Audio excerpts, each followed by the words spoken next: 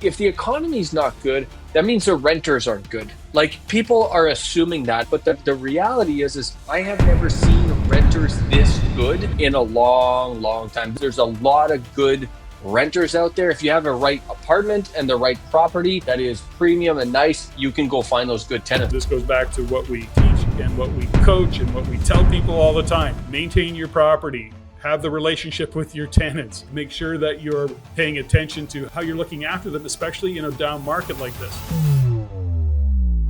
Let's dive into though, Patrick, and I think we should dig into what this means for real estate owners, housing providers. Because one of the assumptions that's out there, and I heard it again this week. I was at an event. I spoke at an event. What was it? Last Thursday.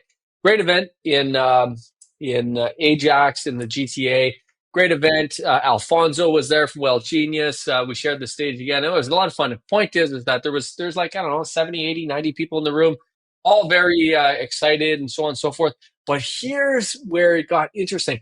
They made the assumption that the renters right now, because the economy is having a tough time, they made the mental leap that if the economy is not good, that means the renters aren't good. Like people are assuming that. And I heard it a couple times at this event, and I said, why do you think that? They said, well, the economy is no good, therefore everyone is struggling. Therefore, the renters are no good and no one's paying their rent. Like literally, they made all those mental leaps in their own mind. And I said, no, no, no, no. I think, I then asked how much real estate do you actually own? Turns out it wasn't very much, if any. But the point is that people are making that assumption, Patrick. But the reality is I have never seen renters this good in a long, long time. This is, in fact, the best renters I've ever seen, Patrick, in many markets. And the reason is because they should be buying a house, but they're not. They're choosing to rent. Some of them are choosing to rent because they're scared.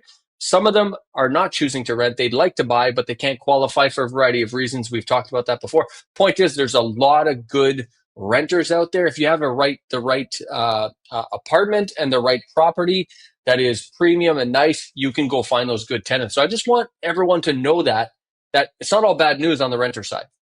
No, you're right. And we've talked about this many times. So let's just slow down a little bit and really touch on what we need to kind of draw people's attention to, especially investors. Is we've said a long time ago that as affordability became problematic for those first-time home buyers, they are in fact going to become renters. We say, is Canada going to be a renter nation? But having said that, to the point that individual was saying to you that renters are bad, and I know, because we talk about it a lot, who is the demographic that you're renting to? So in other words, as a rental housing provider, as a business, treat your real estate investing like a business. Be very clear on who your rental market is, who is the demographic you're renting to, because that matters.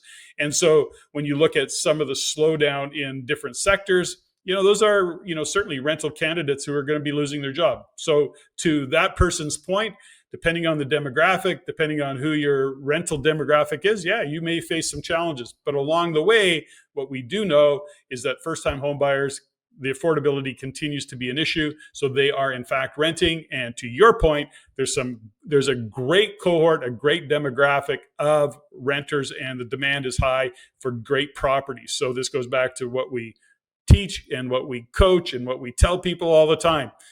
Maintain your property. Have the relationship with your tenants. Make sure that you're paying attention to how you're looking after them, especially in a down market like this.